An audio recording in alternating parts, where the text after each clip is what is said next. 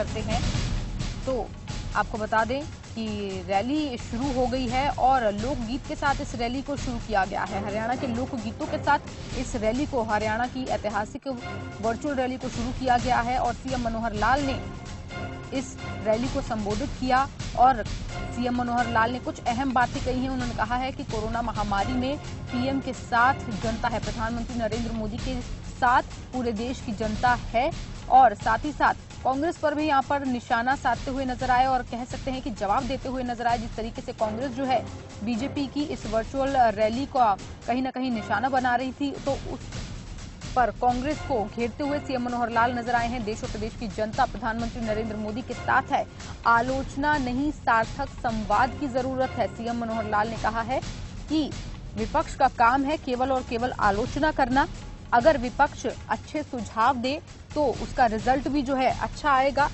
तो कांग्रेस राज में जनता जो है दुखी थी, तो कांग्रेस पर निशाना साधते हुए यहां पर सीएम मनोहर लाल ने विपक्ष को भी आड़े हाथों लिया है और साथ ही साथ कुछ उपलब्धियां भी यहां पर गिनवाई हैं केंद्र की मोदी सरकार की और साथ ही साथ हरियाणा सरकार की। और साथ ही साथ सीएम मनोहर लाल ये भी कहते हुए नजर आए कि प्रधानमंत्री नरेंद्र मोदी ने कहा है कि हरियाणा जो है वो एक ग्रोथ इंजन है। केंद्र सरकार की उपलब्धियों को सबसे पहले लागू जो करता है वो हरियाणा राज्य ही है, जिससे हमेशा ही फायदा होता है और इसीलिए देश और प्रदेश की जनता जो है प्रधानमंत्री नरेंद्र मोदी के साथ है। वहीं पर जिस तरीके से कोरोना काल को लेकर और वर्चुअल रैली जो है बीजेपी की तरफ से की जा रही है, उससे कहीं ना कहीं कांग्रेस जो है बीजेपी पर निशाना साध रही है। उसका जवाब भी सीएम मनोहर लाल जो है वो देते हुए नजर आए। उनका कहना है कि विपक्ष ने सिर्फ और सिर्फ राजनीति ही की है और साथ ही साथ कोरोना जैसी महामारी में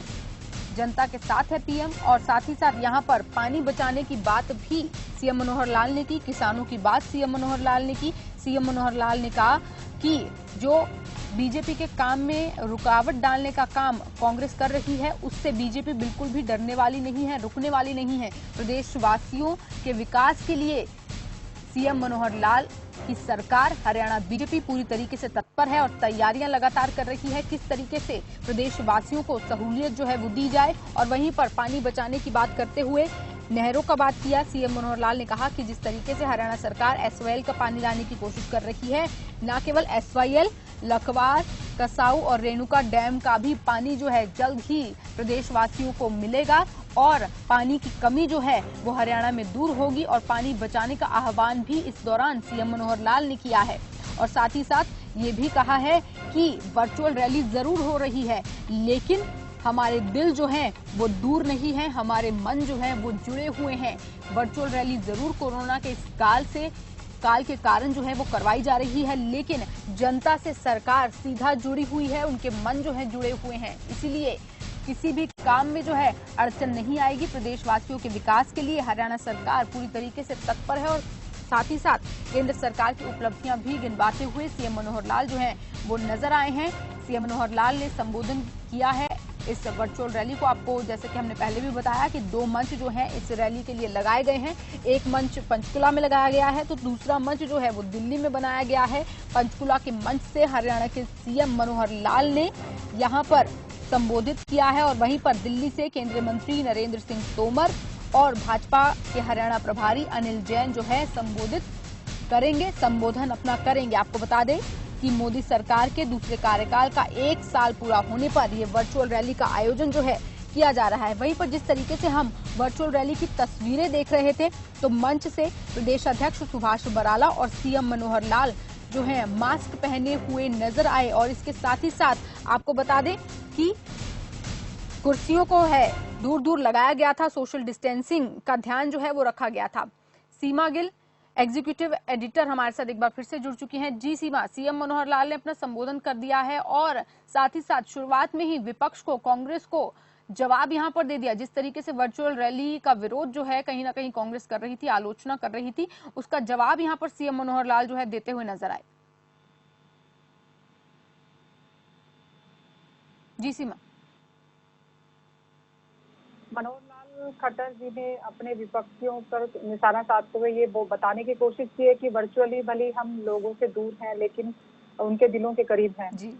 तो ये एक बड़ा स्ट्रॉन्ग मैसेज है लेकिन इसमें जो सबसे अहम बात मुझे लगता है कि जिस पे उन्होंने फोकस किया और ये बताने की कोशिश की कि कोरोना की लड़ाई उनके लिए बड़ी है, वो उसके लिए लड़ रहे हैं और उसके लिए जो भी तमाम तरह के इंतजाम सरकार की तरफ से किए जाएंगे वो करेंगे, तो उसके लिए प्रतिबद्ध हैं। तो मतलब वो कहीं ना कहीं ये उनके मन में भी ये बात है कि जनता में ये मैसेज नहीं जाना चाहिए कि पार्टी के लिए रैली बड़ी है और जो कोरोना से लड़ाई है वो छोटी हो गई है। उन्होंने पूरे भाषण में ये बताने की कोशिश की जनता को कि जनता से जुड़े हुए मुद्दे उनके लिए अहम हैं, वो भली मंडियों से जुड़े मुद्दे हों या कोरोना में तमाम तरह के जो इंतजामात है या फिर स्वास्थ्य सेवाएं जिस तरह की वो देनी चाहिए सरकार को उनकी मामले हों, या फिर ऐसे कोई भी मुद्दे जिस पर विपक्ष मुद्दा बना रही है उस पर जवाब देने की कोशिश की। जो एक बहुत महत्वपूर्ण बात खट्टर साहब ने कही है वो ये है शगुन की सबका साथ सबका विकास के साथ साथ सबका विश्वास, जो मोदी जी भी हमेशा अपने बातों में कहते रहे हैं कि वो ये बताने की कोशिश कर रहे हैं कि हमारा जो हमारे ऊपर जो आरोप लगते हैं कि हम कट्टर हैं एक आइडियोलॉजी को लेके, एक पूरा कम्युनिटी है जिसके अगेंस्ट में बात होती है कि आप उनके अगेंस्ट में काम कर रहे हैं, लेकिन आज फिर उन्होंने एक बार ये बताने की कोशिश की है कि हमारे लिए सब एक हैं, हमारे लिए पूरा हरियाणा का लोग वो किसी भी जात के हों, किसी भी धर्म के हों, किसी भी परिस्थिति में हो, वो सब हमारे लिए बहुत महत्वपूर्ण है और उन सबका विश्वास भी हमारे लिए महत्वपूर्ण है। तो ये जो दो वे कम्युनिकेशन की जो मैं बात करती हूँ कि एक तरफ से जब पार्टी अपनी बात करती है, सरकार अपनी बात करती है, और दूसरी तरफ से जब जनता उस पर विश्वास रखती है, जताती है या दिखाती है, ये बहुत महत्वपूर्ण है। ये सरकार को भी पता है। सीमा, मैं आपको यहाँ पर रोकना चाहूंगी। भाजपा के हरियाणा प्रभारी अनिल जैन जो है संबोधित कर रहे हैं, सीधा आपको वहां ले चलते हैं। और साथ साथ देश का जज्बा बढ़ाए रखा, देश को साथ जोड़ रखा, चाहे वो दीप प्रज्वलन का माध्यम कार्यक्रम हो, उन्होंने अंधेरे से प्रकाश की ओर ले जाने के लिए देश में स्थिरता आए, जड़ता आए, सारा देश 130 करोड़ भारतवासी एकजुट है, ये सारी इस कार्यक्रम का संचालन कराया और सारी भारतवासियों ने 130 करोड़ ने पूरे जज्बे के साथ इस कार्यक्रम को सफल बनाया। यही नहीं, प्रधानमंत्री जी ने सारी चाहे यूरोपियन कंट्रीज हो, चाहे पड़ोसी देश हो, सबको सहायता भी पहुंची और सबसे वीडियो कॉन्फ्रेंसिंग के माध्यम से चाहे जी20 कंट्री ऐसे समय में साथ साथ संवेदना की ये पराकाष्ठा देख सकते हैं। और यही नहीं, दुनिया से संबंध भी स्थापित करना के सोच से ज्यादा आयाम किया कि आप सब लोग मोदी जी ने देश के सामने रखा, दुनिया के सामने रखा, इसी के कारण से पहुंचाने का काम किया और साथ साथ देश का जज्बा बढ़ाए रखा, देश को साथ जोड़ रखा, चाहे वो दीप प्रज्वलन का माध्यम कार्यक्रम हो, उन्होंने अंधेरे से प्रकाश की ओर ले जाने के लिए देश में स्थिरता आए, जड़ता आए, सारा देश 130 करोड़ भारतवासी एकजुट है, ये सारी इस कार्यक्रम का संचालन कराया और सारी भारतवासियों ने 130 करोड़ ने पूरे जज्बे के साथ इस कार्यक्रम को सफल बनाया। यही नहीं, प्रधानमंत्री जी ने सारी दुनिया में चाहे यूरोपियन कंट्रीज हो, चाहे पड़ोसी देश हो, सबको सहायता भी पहुंची और सबसे वीडियो कॉन्फ्रेंसिंग के माध्यम से चाहे जी20 कंट्री ऐसे समय में साथ साथ संवेदना की ये पराकाष्ठा देखी। तो चलिए एक बार फिर से चलते हैं हमारी एग्जीक्यूटिव एडिटर सीमा गिल के पास। आपको बता दें कि हरियाणा के प्रभारी अनिल जैन का संबोधन जो है सुन रहे थे। जी सीमा, यहाँ पर अनिल जैन भी कहते हुए नजर आए हैं कि प्रधानमंत्री नरेंद्र मोदी ने देश को जोड़ने का काम किया है और न केवल देश को जोड़ने का काम किया है, साथ ही साथ पूरी दुनिया के साथ भी संपर्क साधने का काम किया है। इस कोरोना काल में भी प्रधानमंत्री नरेंद्र मोदी ने वीडियो कॉन्फ्रेंसिंग के जरिए पूरी दुनिया के प्रधानमंत्रियों के साथ बातचीत की और कहीं ना कहीं इस मुसीबत को कम करने के लिए, सुलझाने के लिए बातचीत लगातार जारी रखी है। बिल्कुल शगुन, क्योंकि वर्चुअल रैली में जिस तरीके से विपक्ष आरोप लगा रहा है कि आपके लिए पार्टी बड़ी है, पार्टी के मुद्दे बड़े हैं, आपके लिए रैली बड़ी है और आम आदमी की मुसीबत छोटी है, तो पूरी तरीके से बीजेपी का फोकस इस बात पे रहा है रैली में, जैसा हम देख पा रहे हैं कि वो ये बताने की कोशिश कर रहे हैं कि हमारे लिए जनता सर्वोपरि है, जनता के मुद्दे सर्वोपरि हैं, जनता की परेशानियां हमारे लिए सर्वोपरि हैं और हर हाल में, चाहे वो देश के प्रधानमंत्री हों, चाहे हरियाणा के मुख्यमंत्री हों, सब मिलकर यही कोशिश कर रहे हैं कि किसी भी तरीके से इस मुसीबत की घड़ी में हम जनता के लिए कोई ना कोई हल निकाल सके, कोरोना की इस विपत्ति में कोई ऐसी नई उम्मीद की किरण जगा सके जी जिससे जनता को जीना, आगे का जीवन आसान हो, उनके लिए नए रोजगार की अपॉर्चुनिटी क्रिएट हो। जी क्योंकि सबसे बड़ा मुद्दा उनको भी पता है कि आज की डेट में यही है कि हर व्यक्ति के पेट को रोटी और उसके हाथ को काम मिलना चाहिए, और ये उनको अच्छी तरीके से पता है। टॉप लीडरशिप को भी बीजेपी की पता है कि ये मुद्दा बहुत बड़ा है। अगर आप इसको इग्नोर कर देंगे तो पूरी तरीके से जो लड़ाई है आपके अगेंस्ट भी जा सकती है और इस वक्त इसको उठा सकता है। जी तो वो इसको पूरी तरीके से उन्होंने ध्यान दिया है, ये बताने की कोशिश की है हर बार कि जनता के साथ है, जनता के बारे में सरकार सोचती है। जी। तो कहीं ना कहीं यहाँ पर जनता से जुड़ाव जो है बीजेपी अपना दिखाने की कोशिश कर रही है। जिस तरीके से सीएम मनोहर लाल ने भी अपना संबोधन किया तो ये बार बार बताने की कोशिश की जा रही है जनता को बीजेपी की तरफ से कि कहीं ना कहीं हम जनता को भूले नहीं हैं, हम जनता के साथ ही हैं। क्योंकि सीएम मनोहर लाल ने कहा कि दिल जरूर दूर है लेकिन मन जो है वो जुड़े हुए हैं, और यही इस वर्चुअल रैली की तरफ से बीजेपी जो है वो जनता तक अपना संदेश जो है वो पहुंचाना चाहती है। वहीं पर सीमा, सीएम मनोहर लाल ने अपने संबोधन में ये बात भी कही कि प्रधानमंत्री नरेंद्र मोदी कहते हैं कि हरियाणा जो है वो ग्रोथ इंजन है और केंद्र सरकार की योजनाओं को सबसे पहले कहीं ना कहीं कई बार ऐसा हमने देखा है कि हरियाणा ही जो है वो लागू करता है।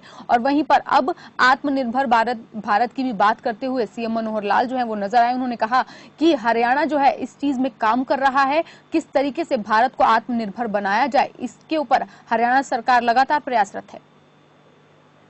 बिल्कुल शगुन, देखिए जिस तरीके से एक तो जो भौगोलिक स्ट्रक्चर है हरियाणा का वो अपने आप में बहुत प्लस है, क्योंकि आप दिल्ली के तीनों तरफ से आप कवर करते हैं। एनसीआर का आपके सिटी, 2-3 सिटी आपके एनसीआर में आती हैं, तो ये अपने आप में एक बड़ा एसेट हो जाता है किसी भी स्टेट के लिए। राज्य हरियाणा के लिए ये बड़ी एसेट है कि वो दिल्ली के एनसीआर का पार्ट है।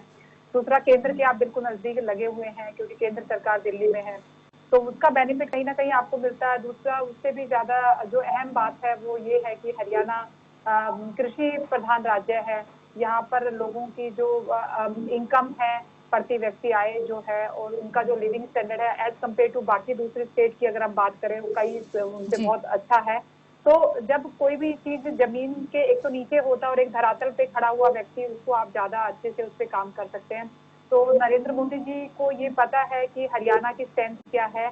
और अभी जिस तरीके से कोरोना के टाइम पे आप देखेंगे कि पूरी तरीके से जो ग्लोबलाइजेशन के दौर को एक बड़ा क्वेश्चन मार्क किया है अर्थव्यवस्था में, जो हम ग्लोबल अर्थव्यवस्था की बात कर रहे थे, उस नीति को क्वेश्चन मार्क करके अब आंतरिक अर्थव्यवस्था को किस तरीके से सुधारे, उस पर किस तरीके से काम करें, ये अपने आप में एक बड़ा मुद्दा रहा है पिछले 2 महीने में।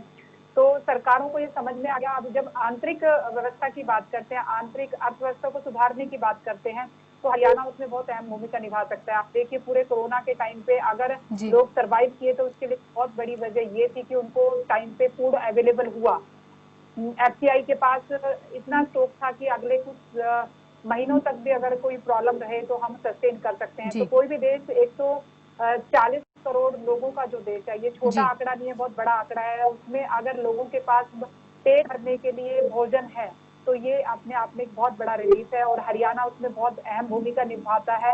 ये नरेंद्र मोदी जी भी जानते हैं, देश के तमाम लोग बाकी भी जानते हैं। तो ये हमारे लिए भी सौभाग्य की बात है हरियाणा के होने के नाते कि हमारा स्टेट वो है जो हम पूरे हिंदुस्तान को एक आगे बढ़कर सपोर्ट सिस्टम के तौर पे काम कर रहे हैं। जी सीमा, मैं आपको रोकना चाहूंगी। अनिल जैन के संबोधन में हम आपको सीधा ले चलते हैं। उस कश्मीर के लिए जहाँ बलिदान हुए मुखर्जी, वो कश्मीर हमारा है, वो कश्मीर हमारा है, वो सारे का सारा है। इस सारे का सारा का भी जज्बा इस भारतीय जनता पार्टी के नेतृत्व में, प्रधानमंत्री नरेंद्र मोदी जी के नेतृत्व में जो एनडीए की सरकार चल रही है, इस नीति का करता है। और कैसे किया है? इस देश में दो विधान, 2 निशान, 2 प्रधान नहीं चलेंगे।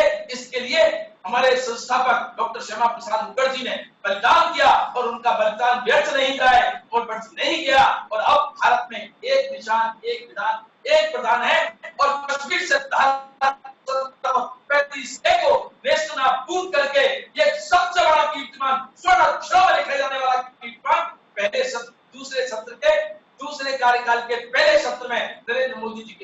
सरकार ने करके दिखाया है कि हम सब कार्यकर्ताओं के लिए, हम सब भारतवासियों के लिए, हम सब वैचारिक प्रतिष्ठान के लिए बहुत बड़ी हाथी है। इस प्रकार के काम करने का जज्बा प्रधानमंत्री जी ने दिखाया है। और फिर मैं कहूंगा देश को आत्मनिर्भरता की ओर, ब्लेसिंग इन डिस्गाइज कैसे हो सकता है। मैं चिकित्सा जगत से जुड़ा हूं। हमारी एक वायरोलॉजी की लैब थी देश में, 300 टेस्ट हो सकते थे। आज 1,48,000 टेस्ट रोज हो सकते हैं। 650 लैब बन गई है, 725 की तरफ बढ़ रहे हैं। इस देश में कोई कल्पना नहीं कर सकता था कि इतना बड़ा इंफ्रास्ट्रक्चर हेल्थ का खड़ा हो जाएगा। देश में वेंटिलेटर की व्यवस्था नहीं थी। 75,000 वेंटिलेटर देश में कैसे स्थापित हो सकते हैं? 58,000 की डिलीवरी होगी। देश में 6 लाख से ज्यादा आइसोलेशन के बेड देश में तैयार खड़े हो गए। देश में तमाम प्रकार के एक भी पीपीई किट देश में नहीं बनता था। आज 3 लाख पीपीई रोज बनते हैं, 3 लाख N95 मास्क रोज बनते हैं। इस प्रकार का देश के संसाधनों ने, देश के लोगों ने प्रधानमंत्री जी की प्रेरणा से अपने संसाधन खड़े किए। ये लॉकडाउन का फायदा है। लॉकडाउन के कारण से हम महामारी से लड़ने में सक्षम हुए हैं और सारी दुनिया में हमने दिखाया कि हमारी मोर्टेलिटी रेट सबसे कम है। हमारी मोर्टेलिटी रेट सबसे कम है। भारत ने सारी दुनिया को रास्ता दिखाया है। भारत सारी दुनिया को रास्ता दिखा सकता है। हमारे प्रधानमंत्री जी के नेतृत्व में हम आत्मनिर्भरता की ओर बढ़ रहे हैं और किस प्रकार से आत्मनिर्भरता लाई जा सकती है, हमारी तोमर जी रखेंगे अपनी। मैं आपसे कहना चाहता हूं कि हम आत्मनिर्भर भारत बनाने के लिए, कोविड से लड़ाई लड़ने के लिए, और हम सब भारतवासी, हम सब हरियाणावासी कंधे से कंधा मिलाकर प्रदेश सरकार और केंद्र सरकार के और संगठन के बताए रास्ते पर चलेंगे और हम इस महामारी को निश्चित रूप से हरा पाएंगे। और हम हराने की तरफ बढ़े हैं। हमारी रिकवरी रेट बढ़ गई, 50% से ज्यादा की रिकवरी रेट आ गई है भारत की। ये बहुत बड़ी बात है। भारत की जितनी आबादी है, 130 करोड़ की आबादी में अगर 2.5-3 लाख केस है तो दुनिया के किसी भी देश से ये परसेंटेज बहुत कम है, बहुत कम है। विकसित देशों से बहुत कम है। मोर्टेलिटी रेट कम है। ये जज्बा हमारे भारतवासियों का, हमारे प्रधानमंत्री जी के फ्रंट फुट से नेतृत्व करने का है। मैं आप सबसे आह्वान करता हूं कि हम संकल्प के साथ हम अपने लोकल के लिए वोकल होते हुए आत्मनिर्भर भारत बनाएं और कोविड से लड़ने के जज्बे को सारे सब मिलकर सब जोरदार तालियां बजाइए, जोरदार तालियां। मोबाइल नीचे रखे। बहुत बहुत धन्यवाद डॉक्टर अनिल जैन जी का, बहुत ही जोशपूर्ण तरीके। तो यहाँ पर भाजपा के हरियाणा प्रभारी अनिल जैन के संबोधन को आप सुन रहे थे, जहां पर केंद्र सरकार की उपलब्धियां गिनवाते हुए अनिल जैन नजर आए। वहीं पर कोरोना के बारे में भी बात करते हुए नजर आए। सीमा गिल के पास एक बार फिर से चलते हैं, एग्जीक्यूटिव एडिटर हैं हमारी। जी सीमा, अनिल जैन के संबोधन को हम सुन रहे थे और जैसा कि हम बात भी कर रहे थे कि बीजेपी ने वर्चुअल रैली का आयोजन किया है और यहाँ पर साफ तौर पर देखा जा रहा है कि ये रैली जो है राजनीतिक पूरी तरीके से ना नजर आई। ये कहा जा रहा था विपक्ष की तरफ से कि राजनीति की तरफ जाते हुए रैली जो है की जा रही है, लेकिन यहाँ पर बीजेपी के नेताओं ने कोरोना को बिल्कुल भी साइड लाइन नहीं किया है। कोरोना के बारे में भी पूरी तरीके से बातचीत की जा रही है। अनिल जैन की तरफ से बताया गया कि कितने जो है वार्ड्स बनाए गए हैं, कितने कोविड अस्पताल बनाए गए हैं, रिकवरी रेट क्या कुछ हो रहा है। तो कोरोना वायरस को बिल्कुल भी साइड लाइन नहीं किया गया है, क्योंकि एक बहुत बड़ा मुद्दा जो है पूरी दुनिया में चल रहा है। बिल्कुल शगुन, मैं पहले भी आपसे बोल रही थी कि बीजेपी के जो तमाम लीडर हैं जिनके सुपरविजन में ये पूरा काम चल रहा है, उनके दिमाग में ये बात बिल्कुल है कि हम वर्चुअल रैली पे जो जा रहे हैं ये विपक्ष के लिए एक बड़ा मुद्दा हो सकता है। तो उस पर उन्होंने पूरी तरीके से कोशिश की है कि इस चीज को बताने की कि हमारे लिए कोरोना अभी भी बड़ा मुद्दा है, हम उसी पे फोकस है और सरकार उस पर जो भी काम कर सकती है। आपने देखा कि तमाम तरह के उन्होंने जो आंकड़े रखे हैं, कि चाहे वो आइसोलेशन बेड की बात हो या बाकी तमाम जो सुविधाएं स्वास्थ्य के मद्देनजर जो हो सकती है सरकार की तरफ से, वो उन्होंने पूरी सबके सामने रखी। साथ ही एक और अहम मुद्दा शगुन अनिल जी ने रखा, क्योंकि उनको पता है कि हरियाणा जय जवान और जय किसान के नारे को पूरी तरीके से सार्थक करता है। तो जहां उन्होंने पहले किसान की बात की, अभी वो जवान की बात करें, उन्होंने धारा 370 का जिक्र किया, क्योंकि उनको पता है कि हरियाणा के लिए जवान शब्द कितना महत्वपूर्ण है और किस तरीके से वो उसको कनेक्ट करते हैं भारत की, क्योंकि सरहदों पे हरियाणा के जवान अपने जान को नौछावर करने के लिए हमेशा तैयार रहे हैं और उन्होंने इस चीज को भी इस रैली का अहम हिस्सा बनाया है। तो वो ये चीज को लेके बड़े फोकस रहे हैं कि उनको कौन से मुद्दे हैं जो उठाने हैं और किस तरीके से वो लोगों के साथ इमोशनली कनेक्ट कर सकते हैं, क्योंकि ये मिसिंग पॉइंट था जिसको वो टारगेट करने की कोशिश कर रहे हैं। जी सीमा, तो यहाँ पर पूरी तरीके से कोशिश की जा रही है कि किस तरीके से लोगों के साथ कनेक्ट किया जा सके और वर्चुअल रैली में कहीं ना कहीं कनेक्शन जो है वो लो ना हो। केंद्रीय मंत्री नरेंद्र सिंह तोमर जो है अपना संबोधन शुरू कर चुके हैं, सीधा आपको वहां ले चलते हैं। माननीय श्री सुभाष बराला साहब, हमारे केंद्रीय मंत्री, पार्टी के वरिष्ठ नेता माननीय श्री रतनलाल कटारिया जी और भारतीय जनता पार्टी की राज्य इकाई के महामंत्री आदरणीय वेदपाल जी, आदरणीय संदीप जोशी जी और इस वर्चुअल रैली में जुड़े भारतीय जनता पार्टी के लाखों लाख कार्यकर्ता, बहने, भाई, बुजुर्ग और जवान और हमारे पत्रकार मित्रों, मैं इस अवसर पर आप सबको प्रणाम करता हूं। हरियाणा राज्य जवानों का और किसानों का राज्य है और जब देश की अवस्था को हम देखते हैं तो जवान की भी भूमिका महत्वपूर्ण है और किसान की भूमिका भी महत्वपूर्ण है और इसलिए हरियाणा में जवानों को भी प्रणाम और किसानों को भी प्रणाम। भारतीय जनता पार्टी की इस प्रकार की वर्चुअल रैलियां देश भर में आयोजित की जा रही है। उसी योजना के अंतर्गत आज हरियाणा राज्य में यह जनसंवाद का कार्यक्रम है और इस कार्यक्रम से लाखों लोग जुड़े हैं। मैं आप सबका हृदय से बहुत बहुत स्वागत करता हूं, बहुत बहुत अभिनंदन करता हूं। हमारा देश और सारी दुनिया कोविड-19 के संकट के दौर से गुजर रही है। ऐसी परिस्थितियों में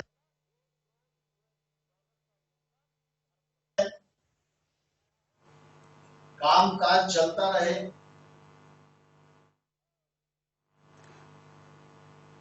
तो यहाँ पर आप केंद्रीय मंत्री नरेंद्र सिंह तोमर के संबोधन को सुन रहे थे और वर्चुअल रैली जो है बीजेपी के हरियाणा में पहली ऐतिहासिक वर्चुअल रैली की आज जो है शुरुआत की गई है। और आपको बता दें कि कोरोना वायरस महामारी को लेकर केंद्रीय मंत्री नरेंद्र सिंह तोमर ने अपना संबोधन जो है वो शुरू किया है। और वहीं पर इससे पहले हम आपको बता दें कि बीजेपी के हरियाणा प्रभारी अनिल जैन ने भी अपना संबोधन दिया और उससे पहले सीएम मनोहर लाल भी संबोधित जो है वो कर चुके हैं। और दोनों ही मंत्रियों ने कोरोना वायरस को लेकर फोकस में अपनी बातें जो है रखी हैं और साथ ही साथ केंद्र सरकार की उपलब्धियों को भी यहाँ पर गिनवाया है। वर्चुअल रैली हरियाणा में पहली बार हो रही है, पहली ऐतिहासिक रैली वर्चुअल रैली जो है हरियाणा में की जा रही है। आपको बता दें कि 2 मंच यहाँ पर लगाए गए हैं, पहला मंच पंचकुला में लगाया गया है, दूसरा संदेश इन वर्चुअल रैली के माध्यम से भारतीय जनता पार्टी देने का प्रयत्न कर रही है।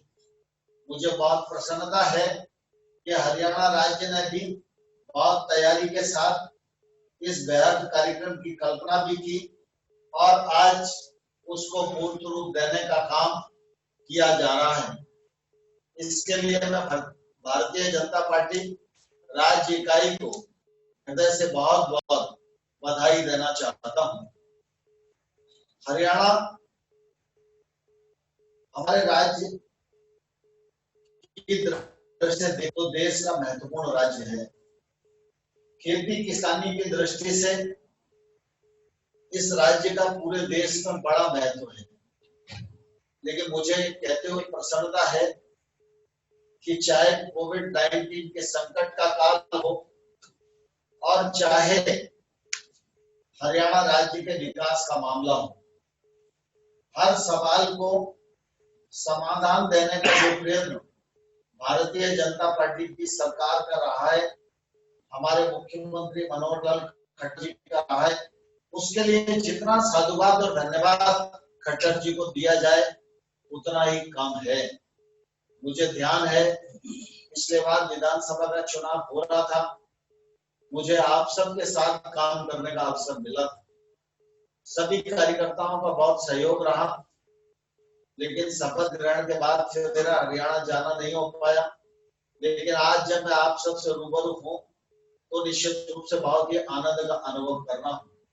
उस समय भी मैंने अनुभव किया था और आज भी मैं अनुभव कर रहा हूँ कि कोविड-19 के संकट के दौर में जिस प्रकार से हरियाणा राज्य में कोरोना वायरस के सामुदायिक विस्तार को नियंत्रित करने में मनोहर लाल जी की सरकार ने, उनकी रणनीति ने, उनकी योजना ने और हरियाणा राज्य के कर्मचारियों ने, अधिकारियों ने, हेल्थ वर्कर्स ने, सफाई वर्कर्स ने जिस प्रकार से काम किया है, उसके लिए मैं इस अवसर पर सरकार की हृदय से बहुत पूरी प्रशंसा करना चाहता हूँ। हरियाणा राज्य किसानी वाला क्षेत्र है। किसानी के क्षेत्र में भी गत 5 वर्षों में और उसके बाद मनोहर जी का जो दूसरा कार्यकाल प्रारंभ हुआ, दोनों कार्यकालों में किसान को ठीक प्रकार से मुनाफा मिले इस बात की चिंता थी। लेकिन साथ ही साथ किसानी के क्षेत्र में सूक्ष्म सिंचाई बढ़े, केमिकल फर्टिलाइजर का उपयोग कम हो और खेत में उत्पादन बढ़े, खेत की उत्पादकता बढ़े, समर्थन मूल्य पर जिंसों को खरीदा जाए, यह सदप्रयत्न मनोहर लाल जी की सरकार का हमेशा से रहा है। और मुझे कहते हुए प्रसन्नता है कि इस बार भी फसल कटाई का काम पूरा हुआ और उपार्जन का काम पूरा हुआ। सरसों के जिन्स को देखें तो 8 लाख मीट्रिक टन से अधिक सरसों खरीदकर एक रिकॉर्ड स्थापित मनोहर लाल जी की सरकार ने, भारतीय जनता पार्टी की सरकार ने किया है। इसके लिए मैं पूरी सरकार का निश्चित रूप से अभिनंदन करना चाहता हूँ। आज हम सब लोग इस सभा में विगत 1 वर्ष में मोदी जी के नेतृत्व में जो उपलब्धियां हासिल हुई हैं उन पर चर्चा करने के लिए इकट्ठा हुए। लेकिन मैं आप सबको ये बताना चाहता हूं कि कुल मिला के मोदी जी के व्यक्तित्व को और कृतित्व को 1 साल की उपलब्धियों में बांधा नहीं जा सकता, क्योंकि मोदी जी जब राज्य में मुख्यमंत्री के रूप में काम कर रहे थे उस समय भी उनकी जो दूरदृष्टि थी वह दृष्टि आज पूरे देश के काम आ रही है। और मोदी जी उस समय भी लगातार इस बात के लिए चिंतित रहते थे कि गुजरात आगे बढ़े, गुजरात समर्थ हो, गुजरात समृद्ध हो और गुजरात यशस्वी हो। और इसके लिए उनके नेतृत्व में गुजरात में बहुत काम हुआ और गुजरात विकास की दृष्टि से मॉडल के रूप में हिंदुस्तान में तो रहा ही, लेकिन दुनिया के इस बीच जब किसी राज्य इकाई के बारे में विचार करते थे तो गुजरात मॉडल के बारे में विचार करना प्रासंगिक समझते थे। ऐसी स्थिति मोदी जी के नेतृत्व के कारण गुजरात की बनी थी। देशवासियों के आशीर्वाद से, भारतीय जनता पार्टी के कार्यकर्ताओं के परिश्रम से और हमारे लाखों लाख पूर्वज जिन्होंने भारतीय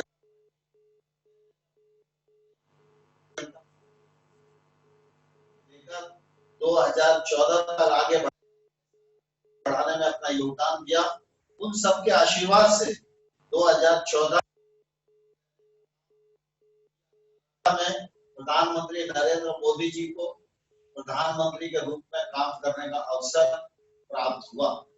गत 5 वर्षों में मोदी जी ने कठोर निर्णय लिए, दूरगामी निर्णय लिए, देश को आगे बढ़ाने वाले निर्णय लिए और देश के गरीब आदमी के जीवन स्तर में बदलाव आए और देश में गैर बराबरी समाप्त हो, इस बात का जो सद प्रयत्न मोदी जी ने लगातार 5 वर्षों तक किया, उसी का परिणाम था कि 2019 के चुनाव में नरेंद्र मोदी जी को अधिक बहुमत देकर देश की जनता ने निर्वाचित किया।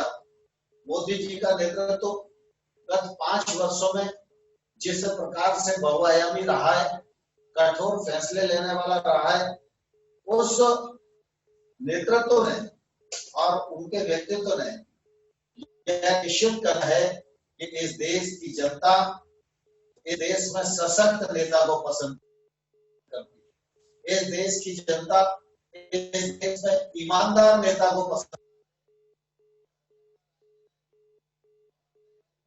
करती है। इस देश की जनता इस देश में कठोर फैसले लेने वालों को पसंद करती है और इस देश की जनता अपने बारे में विचार करने वाले को नहीं, देश की जनता के बारे में जो विचार करता है उसी नेता के रूप में पसंद, और इसी का परिणाम मोदी जी को अधिक बहुमत प्राप्त हुआ और मोदी जी की दूसरी पारी प्रारंभ हुई।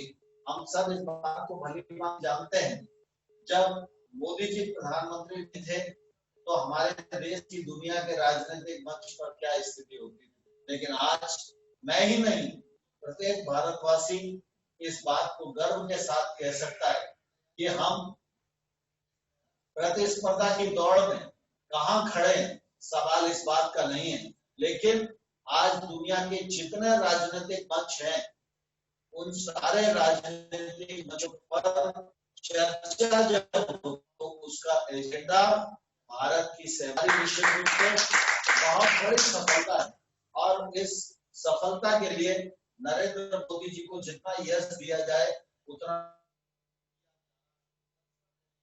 मोदी जी दूसरे कार्यकाल में जब काम शुरू किए तो आप सबके ध्यान मोदी जी ने 2014 में कहा था मेरी सरकार गांव गरीब और किसानों के लिए समर्पित रहेगी, और जब 2019 में दूसरी पारी प्रारंभ हुई और जब पहली मंत्रिपरिषद की बैठक हुई तो सामान्य तौर पर जब कोई व्यक्ति दोबारा जीत जाता है तो उस व्यक्ति को लगता है कि अब थोड़ा साल भर तो सोच विचार करके योजनाएं तय करेंगे, लेकिन मोदी जी कभी रुकते नहीं, कभी थमते नहीं और कभी झुकते भी नहीं।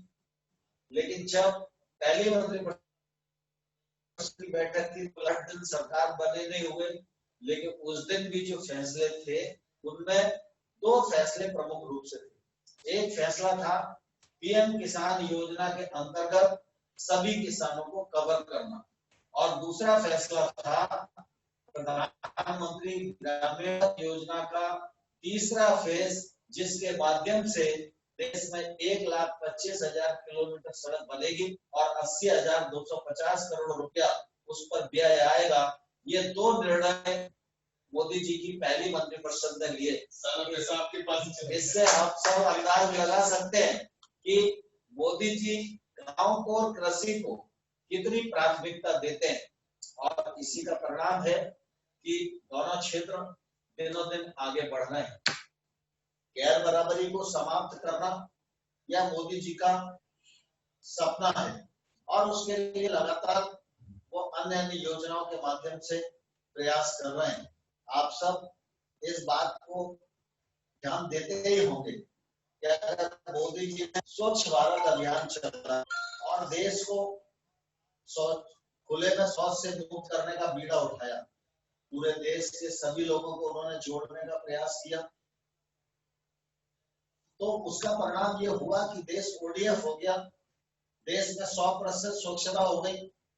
आप सोचिए कि अगर मोदी जी ने उस समय ये बीड़ा नहीं उठाया होता और देश आज ODF नहीं हो, कोरोना वायरस संकट के दौर में जब लॉकडाउन घोषित हुआ तो उस समय ये लॉकडाउन का पालन ग्रामीण क्षेत्र में कैसे हो? अगर घर में शौचालय नहीं होता तो सुबह और शाम को लोग खेत में ही होते, और ग्रामीण भारत आधी से अधिक जनसंख्या का भारत है। सुबह भी लॉकडाउन टूटता, शाम को भी लॉकडाउन टूटता और वायरस का विस्तार रुकता नहीं। लेकिन ये मोदी जी की दूरदृष्टि है कि उन्होंने स्वच्छता अभियान के माध्यम से हर घर को शौचालय देने का प्रयत्न किया। सवाल सिर्फ शौचालय का नहीं है, सवाल सिर्फ इस बात का है कि अगर अमीर के घर के महिला भी शौचालय का उपयोग करती है तो गरीब परिवार की महिला को भी शौचालय का उपयोग करना चाहिए। ये जो गैर बराबरी है, यह गैर बराबरी समाप्त होनी चाहिए। अगर अमीर के घर में बिजली है तो गरीब के घर में भी बिजली होनी चाहिए। अगर अमीर के घर में रसोई गैस का सिलेंडर है तो गरीब के घर में भी होना चाहिए। अगर अमीर के घर में जाने के लिए सड़क है तो गांव में भी प्रधानमंत्री ग्रामीण सड़क होनी चाहिए। ये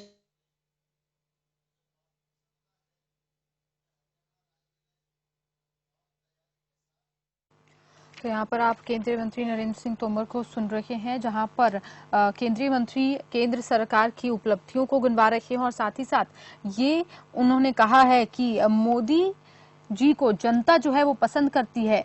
जनता एक ईमानदार नेता को पसंद करती है और जो नेता कठोर निर्णय ले सकता है, ऐसे नेता को जनता जो है वो पसंद करती है। और मोदी जी ऐसे ही नेता हैं और जनता उन्हें पसंद कर रही है। और मोदी सरकार की उपलब्धियों को, मोदी जी की उपलब्धियों को एक साल में ही सीमित कर देना ये बेहद मुश्किल है, क्योंकि नरेंद्र मोदी जो है काफी समय से जनता के लिए काम कर रहे हैं और जनता के लिए काम करते हुए ही यहाँ पर जनता जो है मोदी जी को पसंद कर रही है। सीमा जी हमारे साथ एक बार फिर से जुड़ चुकी हैं। जी सीमा जी, यहाँ पर केंद्रीय मंत्री नरेंद्र सिंह तोमर जो हैं मनोहर सरकार की तारीफ करते हुए नजर आए हैं, मनोहर लाल की तारीफ करते हुए नजर आए हैं, चाहे वो कोरोना काल की बात हो या फिर प्रदेशवासियों के लिए किए गए विकास कार्य हों, उन सभी को लेकर मनोहर सरकार की तारीफ करते हुए केंद्रीय मंत्री नजर आए। जी सीमा जी।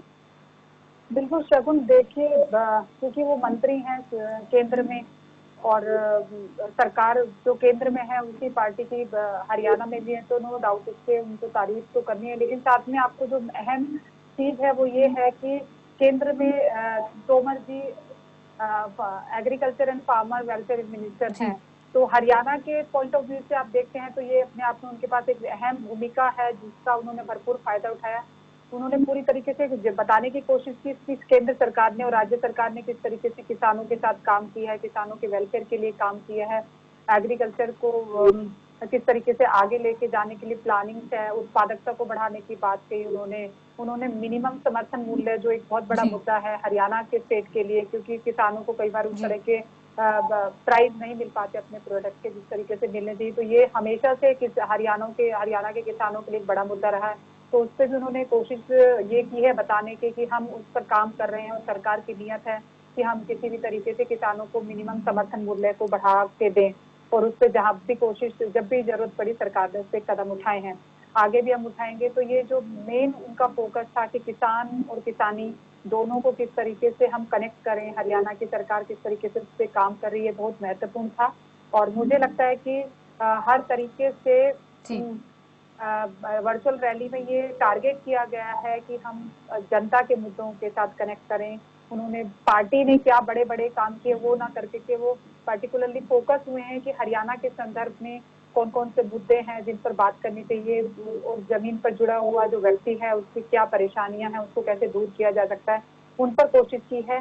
तो पूरी तरीके से अगर हम देखते हैं शगुन, तो इसमें ये लगता है कि अभी तक की जो रैली का जो रुझान निकल के आ रहे वो यही है कि जो विपक्ष की तरफ से जो हमला हो रहा था पिछले कई दिनों से वर्चुअल रैली को लेकर, उन पर उन्होंने कोशिश की है कि हम किसी न किसी तरीके से इसको मिनिमम करें ताकि उनके पास मुद्दे कम हो बोलने के लिए।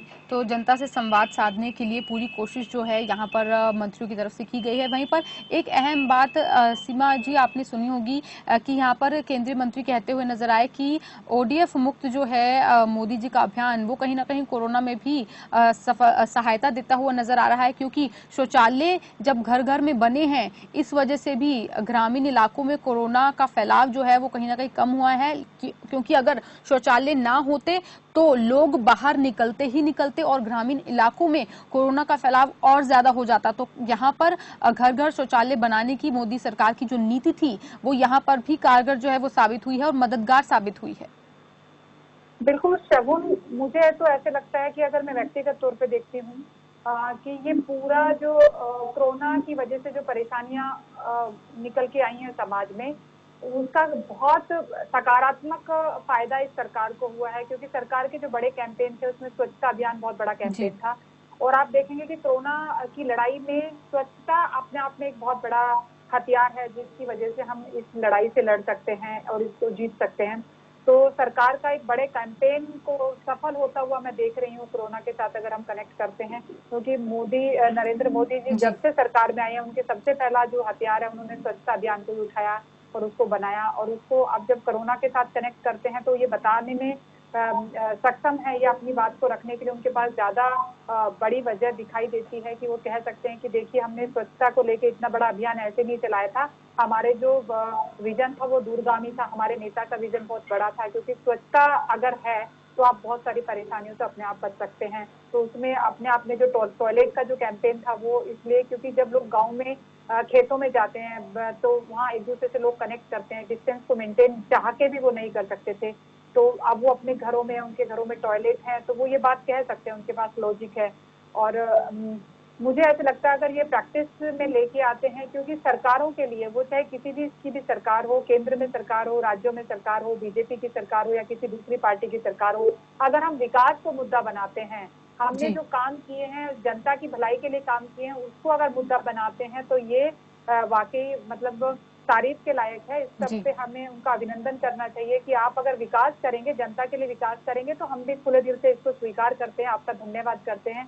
और तमाम पार्टियों को इस मुद्दे पर काम करना चाहिए कि हमको विकास की राजनीति करनी है देश में, हमको नकारात्मक राजनीति नहीं चाहिए। अभी माहौल से पिछले 3 महीने में जिस तरीके से देश में बदला है, तमाम तरह की पार्टियां जो किसी भी तरीके से काम कर रही हैं, उन सबके पास एक बहुत बड़ी अपॉर्चुनिटी नेचर ने दिया है कि वो एक सकारात्मक पहल कर सकते हैं, उन मुद्दों पर काम कर सकते हैं जो आम आदमी से जुड़े हुए हैं। और ये वर्चुअल रैली में पूरी तरीके से बीजेपी ने कोशिश की है बताने की कि हम अभी भी आम आदमी के सरोकार की बात कर रहे हैं। जी, तो इसी बात को बताते हुए ही आपने जैसा कि बताया कि लोगों से जुड़े हुए मुद्दों को इस रैली में बीजेपी जो है उठा रही है, केवल अपनी उपलब्धियां ही नहीं बता रही, जो जनता से जमीनी स्तर पर मुद्दे जो जुड़े हुए हैं उन्हें बताया जा रहा है, ताकि जनता के साथ एक कनेक्शन जो है बनाया जा सके, जनसंवाद करने की जो कोशिश की जा रही है उसे सफल बनाया जा सके। वहीं पर केंद्रीय मंत्री जो है मोदी जी की उपलब्धियों की तारीफ करते हुए भी, उपलब्धियां गिनवाते हुए भी कहीं ना कहीं नजर आए,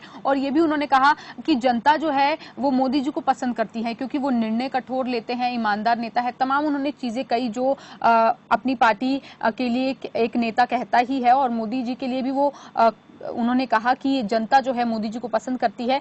सीमा जी, कहीं ना कहीं ये सच भी है, क्योंकि जब प्रधानमंत्री नरेंद्र मोदी बोलते हैं तो सभी लोग, देखा है हमने भी कि सभी लोग उसे सुनते हैं और उनका पालन भी किया जाता है, चाहे वो मोमबत्ती जलाने की बात हो या फिर थाली बजाने की बात हो। कोरोना काल में जिस तरीके से प्रधानमंत्री नरेंद्र मोदी ने देश को एकजुट करने की कोशिश की है वो सभी ने देखा है, और उसी के बारे में ही, उसी को ही जो है बीजेपी आगे ले जा रही है और जनता के सामने उन्हीं उपलब्धियों को रख रही है।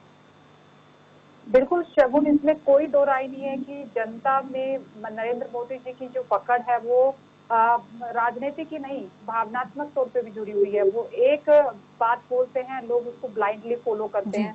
इससे पता चलता है कि आप जनता के बीच में किस तरीके से कनेक्ट हैं, जनता के साथ आप भावनात्मक तौर पर किस तरीके से जुड़े हुए हैं।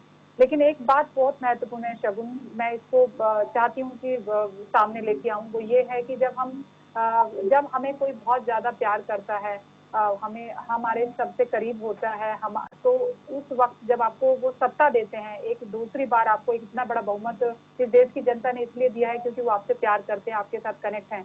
लेकिन इसके साथ साथ जब आप उस पावर में आते हैं, आप उस पावर को एंजॉय करते हैं, उसके साथ साथ आपकी जिम्मेदारियां भी बड़ी हो जाती हैं। जी। जब लोग आपको इस तरीके से प्यार करते हैं तो वो लोग आपसे उम्मीद भी करते हैं, तो आपकी जिम्मेदारी बड़ी हो जाती है इतने बड़े नेता होने के नाते, जन नेता होने के नाते, कि आप उस जिम्मेदारी को किस तरीके से निभाएं, क्योंकि ये रिश्ता बड़ा भावनात्मक है। और इसमें अगर जरा सी भी चूक होती है तो कहीं ना कहीं जो इतना बड़ा जो फैन फॉलोइंग मोदी जी की बनी है वो ध्रास हो सकते हैं, क्योंकि उम्मीदें जब बड़ी होती हैं तो वो इतनी सॉफ्ट होती हैं, क्योंकि आदमी की जो संवेदनशीलता है वो एक सेकंड में टूटते हुए एक सेकंड नहीं लगती है। तो ये नरेंद्र मोदी जी को भी पता है, और मुझे लगता है पार्टी के तमाम बड़े नेताओं को ये बात पता है कि जनता मोदी जी के साथ भावनात्मक तौर से जुड़ी हुई है। तो हम किसी भी तरीके से ये कोशिश करें कि वो भावनात्मक लगाव या जो जोड़ है वो कम ना हो या फीका ना पड़े। और इस पूरी रैली में ये कोशिश की है सभी ने ये बताने की, चाहे वो हरियाणा के मुख्यमंत्री मनोहर लाल खट्टर जी हों, चाहे अनिल जैन जी हों या फिर नरेंद्र तोमर जी, कि सभी ने ये हर बार ये बताने की कोशिश की है कि देश की जो लीडरशिप है, देश के जो बड़े नेता हैं, इस देश की सबसे ज्यादा चाहने वाले नेता है नरेंद्र मोदी जी, वो जनता के साथ कनेक्ट हैं, जनता के मुद्दे उनके लिए आज भी बड़े हैं, सरकार के लिए ये बड़े मुद्दे हैं। और हर कोशिश हमारी तरफ से ये हो रही है कि हम जनता के लिए काम करें। लेकिन ये सिर्फ कहने से काम नहीं चलेगा, इसलिए मैं बोलती हूँ कि आपको अब करके भी दिखाना है। बहुत सारी ऐसी जरूरतें हैं जो अभी भी फुलफिल नहीं हो रही है, आम आदमी अभी भी परेशान है। तो ये राइट टाइम है आपके पास में, आप टू वे कम्युनिकेशन को ओपन कीजिए, जो सेकंड दूसरी तरफ से जो कम्युनिकेशन है उसको भी स्ट्रॉन्ग कीजिए, जनता के बीच में जाके फीडबैक लीजिए, ताकि आपको ये पता चले कि एक्चुअली जनता कहाँ पर आपसे परेशान है या कौन सी ऐसी जरूरतें हैं जो पूरी नहीं की जा रही सरकार की तरफ से। खासकर हरियाणा की अगर मैं बात करती हूँ तो हरियाणा अपने आप में बहुत बड़ा राज्य नहीं है, संख्या के दायरे से देखा जाए, क्षेत्रफल के दायरे से देखा जाए तो बहुत छोटा है। आप उसके साथ वर्चुअली बहुत अच्छे से कनेक्ट हो सकते हैं। एक नई अपॉर्चुनिटी हरियाणा के सामने निकल के आई है, हरियाणा के सीएम के सामने निकल के आई है कि वो हरियाणा की जनता के साथ वर्चुअली कनेक्ट कर सकते हैं और अपने इनपुट के जो प्लेटफॉर्म है उसको बहुत स्ट्रॉन्ग कर सकते हैं। क्योंकि कभी कभी ऐसा भी होता है कि टॉप लीडरशिप की प्लानिंग बहुत अच्छी होती है, वो उनकी नीयत भी अच्छी होती है, लेकिन उसका इम्प्लीमेंटेशन उस तरीके से नहीं होता। तो अब आपके हाथ में एक बहुत बड़ा हथियार है, आप जनता के साथ डायरेक्ट संवाद कर सकते हैं और अपने जो आपकी प्लानिंग है वो किस तरीके से इम्प्लीमेंट हो रही है उसको क्रॉस चेक भी कर सकते हैं। आप किसी के भरोसे नहीं रह सकते, आप डायरेक्ट उसको चेक कर सकते हैं एक बटन से। जी सीमा जी, जैसे कि आप बता रही थी कि एक ट्रस्ट को बिल्डअप करना बेहद मुश्किल होता है, लेकिन अगर वो ट्रस्ट टूट जाए, आसानी से टूट जाता है तो पासा जो है उल्टा पड़ जाता है। वहीं पर बीजेपी के लिए भी कहीं ना कहीं ये डिसीजन लेना बेहद ही मुश्किल होगा कि कोरोना काल में वर्चुअल रैली करना, क्योंकि कोरोना से जिस तरीके से प्रभावित है पूरा देश ही, पूरी दुनिया ही, कहीं ना कहीं बेहद ही मुसीबत की घड़ी में लोग हैं और लोगों का घर पर रहने के बाद लोगों की मानसिकता भी कहीं ना कहीं प्रभावित हुई है, क्योंकि लोग जो है परेशान हो गए हैं बेरोजगारी की वजह से, अपनी आर्थिक स्थिति की वजह से। तो वहां पर बीजेपी के लिए भी ये डिसीजन लेना कहीं ना कहीं बेहद ही मुश्किल रहा होगा कि अगर ऐसा करना कहीं इसका प्रभाव जो है उल्टा ना पड़ जाए।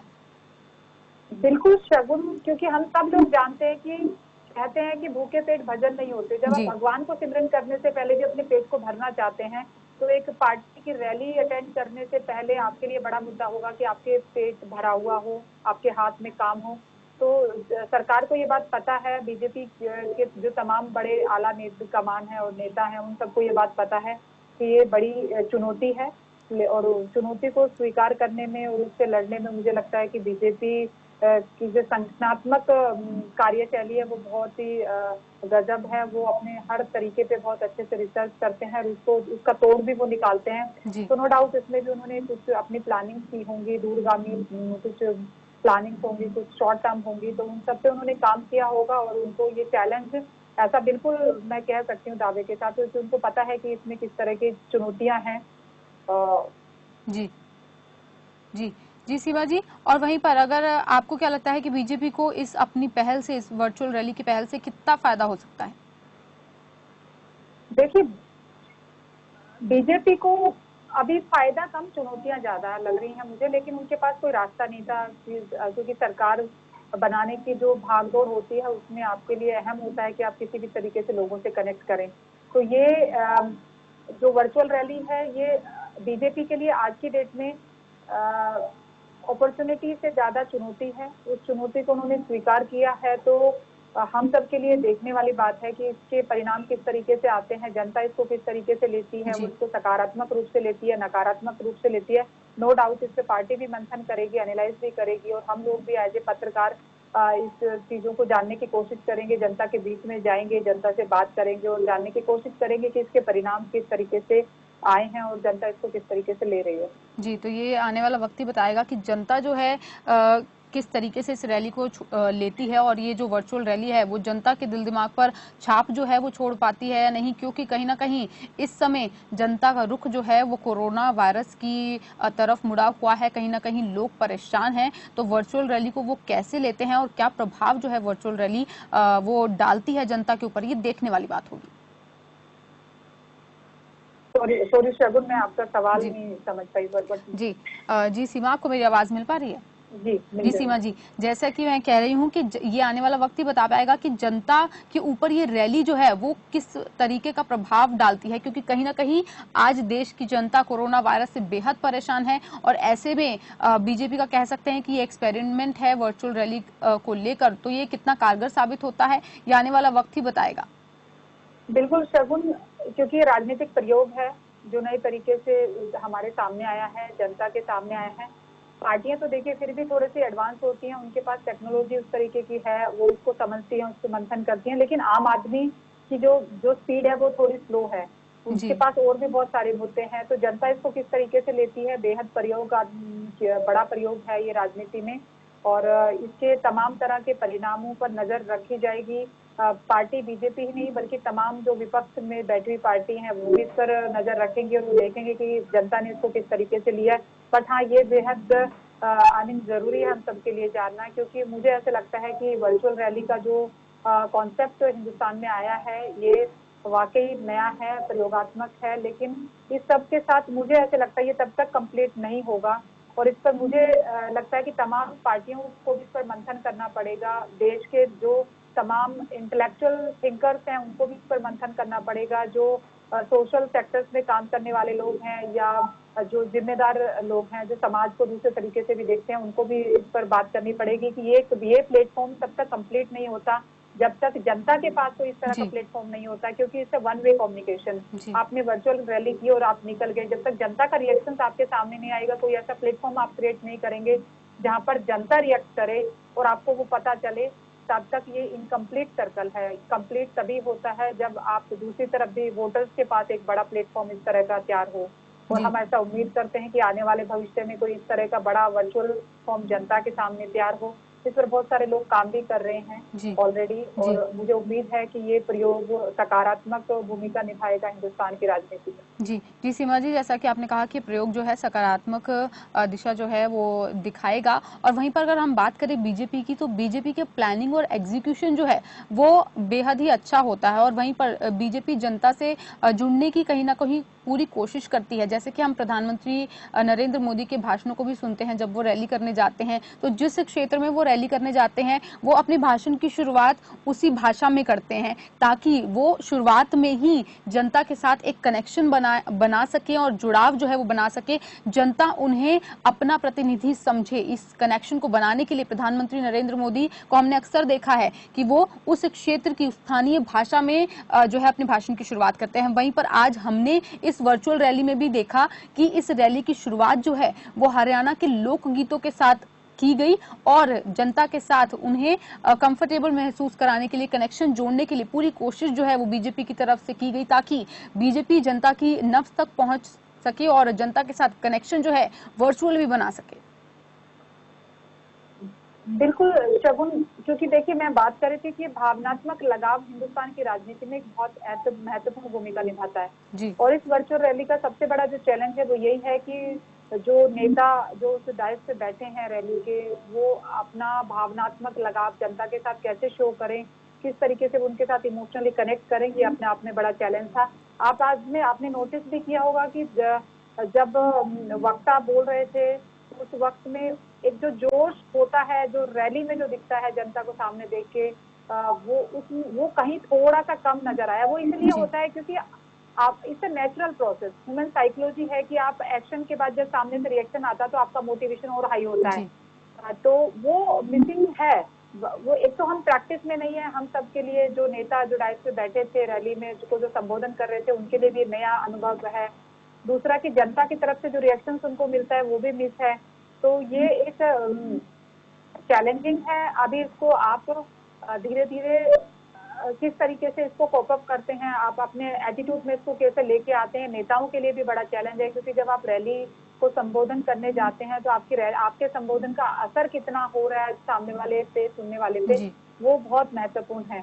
और वो आसान नहीं है। उसको आप ऐसे नहीं कह सकते कि हाँ आपने रैली किया और काम खत्म हो गया, क्योंकि काम खत्म हुआ नहीं, अभी तो काम शुरू हुआ है। वर्चुअल रैली हो गई है, इसके बाद इसके परिणाम सामने आएंगे और जो पार्टी के जो आला कमान हैं या पार्टी के जो तमाम नेता हैं जो इस पूरी टीम को ऑर्गेनाइज कर रहे हैं या मैनेज कर रहे हैं, सुपरवाइज कर रहे हैं, वो इसके परिणामों पे नजर रखेंगे, उसका आकलन करेंगे और उसके बाद वो देखेंगे कि ये कितना सार्थक हुआ है। तो अभी सारी चीजें कहना थोड़ा मुश्किल है, बट हाँ डेफिनेटली ये एक प्रोसेस है जो शुरू हो गई है जी, और इस पर मंथन होगा जी, हर प्लेटफॉर्म पे होगा जी। तो दोनों तरफ से ही चुनौती जो है, जहां जनता के लिए है इस वर्चुअल रैली को एक्सेप्ट करने की, और वहीं पर कहीं ना कहीं नेताओं के लिए भी एक बड़ी चुनौती है कि वो किस तरीके से जनता के साथ कनेक्ट कर पाएंगे वर्चुअली, क्योंकि जैसा कि सीमा जी आपने बताया कि मोटिवेशन मिलता है जब एक नेता बोलता है, तो जनता की तरफ से जब वहां से रिएक्शन आता है तो मनोबल जो है बढ़ जाता है,